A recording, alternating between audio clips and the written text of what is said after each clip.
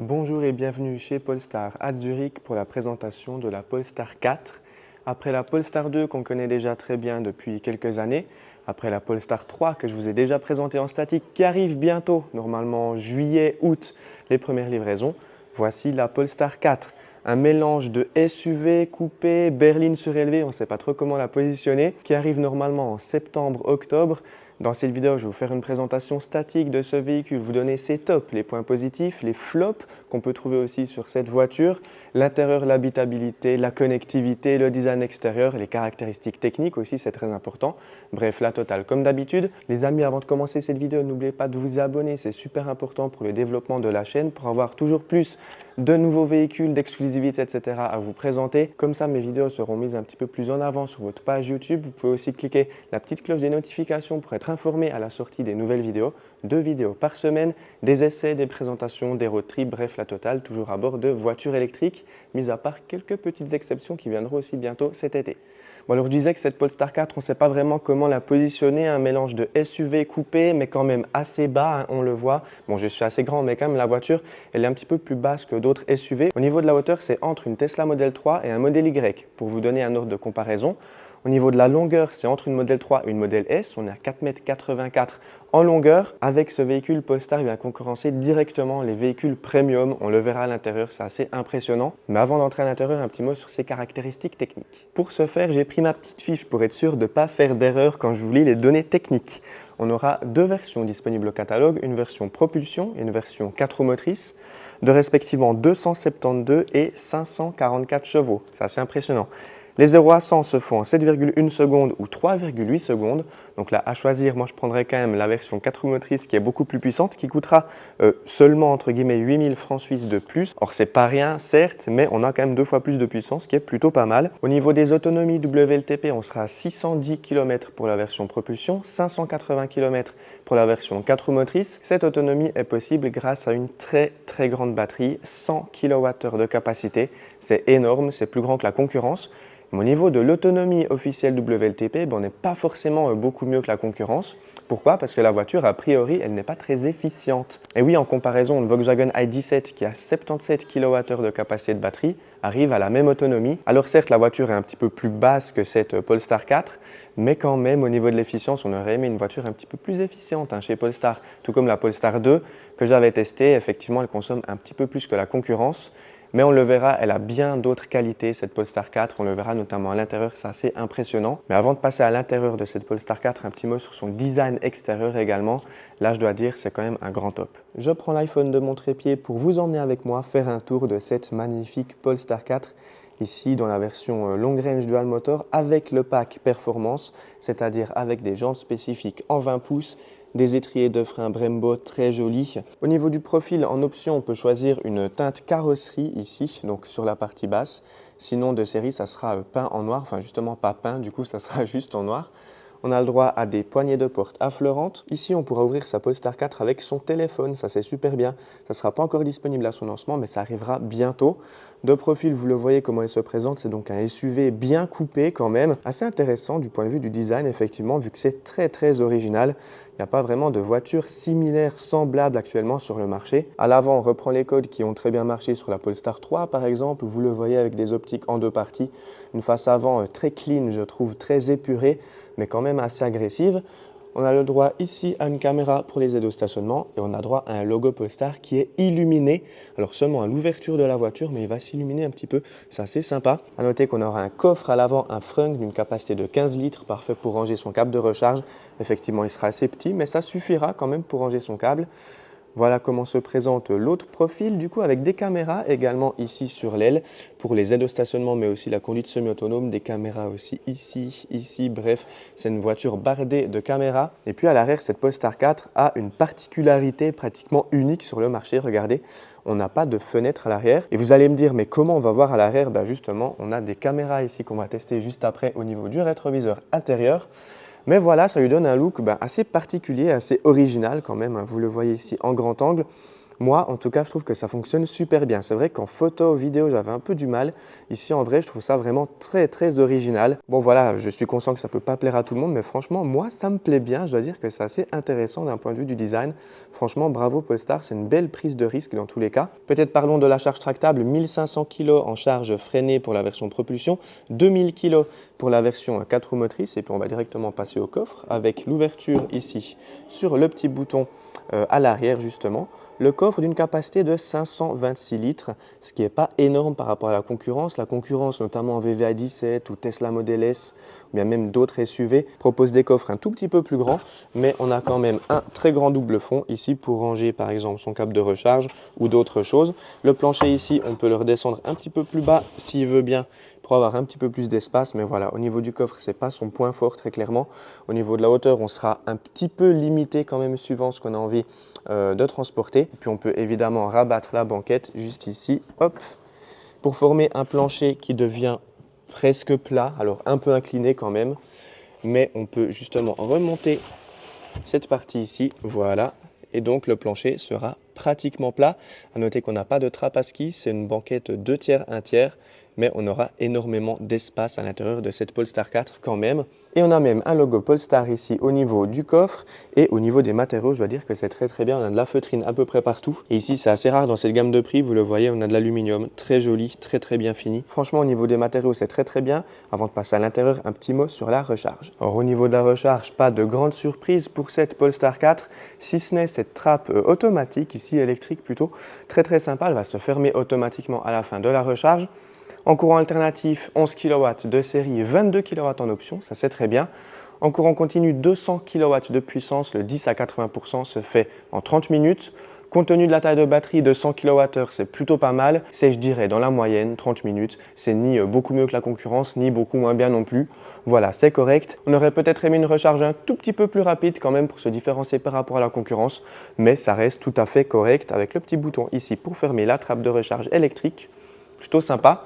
Allons voir ce que ça donne maintenant à l'intérieur de cette Polestar 4 et là, c'est super intéressant. Et l'intérieur, il est très qualitatif dans cette Polestar 4, c'est assez impressionnant. Or ici, je trouve que les fauteuils sont assez bas, donc on a une bonne habitabilité quand même. Au niveau de la tête, il me reste environ un point, ce qui est vraiment pas mal pour dire que c'est un SUV coupé. C'est dû au fait justement qu'on a la banquette qui est assez basse. On aura un petit écran ici pour régler la climatisation par exemple. Cet écran d'ailleurs qu'on peut bloquer pour éviter que les enfants s'amusent trop avec la climatisation et la musique. Je suis très bien installé. Alors le plancher est un peu haut, effectivement j'ai les genoux un peu dans le menton comme sur beaucoup de voitures électriques parce qu'on a les batteries dans le plancher. Je suis extrêmement bien installé, les matériaux sont extrêmement qualitatifs, même en partie basse, ça c'est assez rare. On parlera des tarifs juste après, mais les tarifs aussi sont très intéressants par rapport à la concurrence. Même au niveau du siège, ici, on est sur du plastique un peu rembourré quand même, avec un petit filet ici. Bon bref, je suis très bien installé. On a un excellent éclairage d'ambiance aussi dans cette Polestar 4 et on a un magnifique, splendide, gigantesque toit panoramique qui est vraiment du plus bel effet. Waouh, je me réjouis vraiment de la tester sur la route, cette Polestar 4. J'allais dire cette petite Polestar 4, mais non, elle est assez grande. Mais ouais, au niveau des matériaux, c'est une très bonne surprise. Franchement, je suis bluffé. Et à l'avant, c'est aussi super intéressant. Je prends mon téléphone dans ma main pour vous présenter comme si vous y étiez l'intérieur de cette nouvelle Polestar 4. C'est vraiment splendide. Alors, regardez ces magnifiques sièges ici avec un très bon maintien latéral, un très bon niveau de confort. Ces ceintures ici en jaune qui sont uniquement disponibles avec le pack Performance qui est assez cher effectivement. Mais ça rajoute un look très sympa à l'intérieur de cette Polestar 4. On va commencer peut-être par la portière avec de très beaux matériaux en partie haute ici. Une sorte de bleu clair très sympa, assez rembourré. Idem ici un matériau assez particulier, je ne sais pas trop ce que c'est. Mais ça va refléter l'éclairage d'ambiance qu'on voit juste ici, donc très sympa. On a le même matériau ici sur la planche de bord. Idem au niveau de la coudoir à gauche, plutôt rembourré, très sympa, avec les lèvres-vitres ici en aluminium, c'est très joli. Et en bas, on a un système de son Harman Kardon en option et des plastiques bien rembourrés ici, comme ce que propose Tesla sur les modèles S et X entre autres. Franchement, au niveau des matériaux, c'est très bon. On a le réglage des sièges ici, électrique bien évidemment, sur plusieurs positions. Ce que j'aime bien, c'est qu'on peut régler aussi la profondeur d'assise ici, ça c'est très bien. Certains concurrents ne le proposent pas. Je vais m'installer pour vous montrer ce volant. ici qui se prend plutôt bien en main avec justement le petit rappel ici en haut très très sympa, combiné à un écran derrière le volant qui va nous afficher quelques informations utiles, combiné aussi à un affichage tête haute. Donc on a vraiment la totale avec un immense écran central dont on parlera juste après. Et la console centrale, elle est vraiment magnifique, c'est très épuré, très joli, franchement j'adore. Le petit bouton ici pour le volume, un pad de chargement sans fil, quand même assez petit, le téléphone sera un peu caché. On a le droit à des porte-gobelets directement ici, avec cette partie coulissante ici qui fait plutôt premium. Les matériaux ici, là encore, ils sont bien rembourrés, de très bonne facture. Pas mal d'espace de rangement sous cette console centrale ici, très bien, avec de la feutrine également ici, on n'est pas sur du plastique dur, on voit pratiquement pas de plastique dur dans cette voiture, alors peut-être un petit peu ici, mais pour tout le reste, on est vraiment sur des matériaux de très très bonne facture. Avec un accoudoir central avec des prises USB-C et puis pas mal d'espace de rangement, ça reste encore correct. Pour ouvrir la boîte à gants, ça se passe comme sur Tesla via ce système d'infodivertissement sur l'onglet voiture et ensuite ouvrir la boîte à gants comme ceci, qui est d'une taille plutôt correcte. Au niveau de la planche de bord ici, c'est aussi très joli, avec l'éclairage d'ambiance aussi très sympa, que vous voyez aussi à l'arrière comme ceci. Donc à l'intérieur, je m'y sens vraiment très très bien. Avec, j'ai oublié de préciser ici, maintenant on est sur des touches à retour haptique au niveau du volant, un peu comme ce que propose Volkswagen. Donc à voir, faudra tester hein, dans la pratique. Là, je ne suis pas spécialement convaincu avec ce piano black ici. Bon, à voir dans la pratique comment ça se passe. Les commodos, c'est les mêmes qu'on a sur la Polestar 3, avec le secteur de vitesse juste ici, très pratique celui-là. Et puis on a donc ce fameux rétroviseur ici, avec la caméra qu'on a vue juste avant à l'extérieur. Alors si on le souhaite, on peut avoir un miroir normal pour voir ses enfants par exemple. Mais je recommande vraiment d'utiliser cette caméra ici, sinon on ne verra pas grand chose à l'extérieur. Ceci dit, les rétroviseurs ici sont plutôt pas mal, je trouve, vu qu'ils n'ont pas de bordure, c'est très très joli. Par contre, je les trouve un tout petit peu petits comme sur la Polestar 2. Mais voilà, ce rétroviseur ici, il sera très très large, on a une caméra grand angle, on verra plusieurs voies de circulation à l'arrière. Donc en fait, théoriquement, on a une meilleure visibilité qu'avec un rétroviseur normal, surtout qu'on est sur un SUV coupé, donc même si on avait rajouté une vitre, on n'aurait pas vu grand chose, hein, honnêtement, à l'arrière de cette Polestar 4. Un petit mot maintenant sur ce software ici. Alors on est encore sur une version de pré-série, mais ce que je peux dire c'est que ça fonctionne quand même plutôt bien, ça paraît assez intuitif. Donc on a ici la petite maison avec les widgets qu'on peut personnaliser, avec l'éclairage d'ambiance ici qu'on peut personnaliser directement avec le widget. On peut tout personnaliser ici, c'est pas mal. On a Google Maps ici qu'on connaît déjà sur la Polestar 2 et la Polestar 3 avec donc Android Automotive en guise de base. On a un planificateur d'itinéraire qui va plutôt bien fonctionner comme ce qu'on retrouve sur la Polestar 2. Ici, on a toutes les applications, donc vous voyez, on a vraiment pas mal de choses. On a aussi Apple CarPlay directement, vous voyez, il y a des petits bugs. On a 2 fois Apple CarPlay par exemple. Mais ça paraît assez intuitif et assez réactif pour dire que c'est encore une version de pré-série avec ici sur l'onglet voiture pas mal de réglages également comme ce qu'on connaît sur la Polestar 2, mais je trouve que c'est beaucoup plus grand, beaucoup mieux présenté et beaucoup plus intuitif. À noter qu'on n'a plus du tout de touches, hein. Tout se passe via l'écran comme sur Tesla entre autres. Au niveau de la climatisation, ça se passera juste ici, donc avec le volant chauffant, les sièges chauffants et puis je crois qu'on peut cliquer ici directement pour activer la climatisation. Alors moi j'ai désactivé ici dans le showroom pour vous faire la vidéo. On peut aussi laisser la climatisation quand la voiture est garée. Par exemple, on peut voir la qualité de l'air également avec quelques réglages sur la climatisation.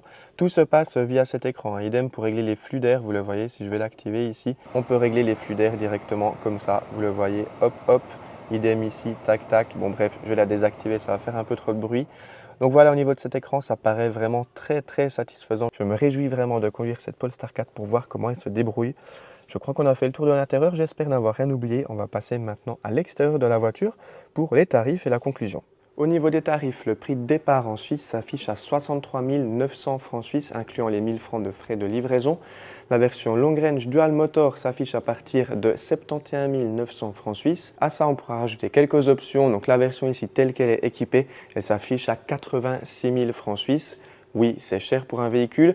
Après, pour un SUV comme ceci, de ce standing, avec l'intérieur, hein, on l'a vu, qui est extrêmement premium, très qualitatif, avec une bonne autonomie, des bonnes capacités de recharge, je trouve ça encore correctement placé par rapport à la concurrence. Surtout qu'actuellement en Suisse, Polestar a de très bonnes offres en leasing avec des taux assez faibles. Donc voilà, cette Polestar 4 sur un leasing sans apport sur 48 mois avec 10 000 km par année, elle s'affiche à un prix en dessous de 800 francs suisses par mois. Vous pouvez aller sur le site de Polestar pour configurer la vôtre et voir à quel tarif elle peut sortir, mais je trouve ça correctement placé par rapport à la concurrence.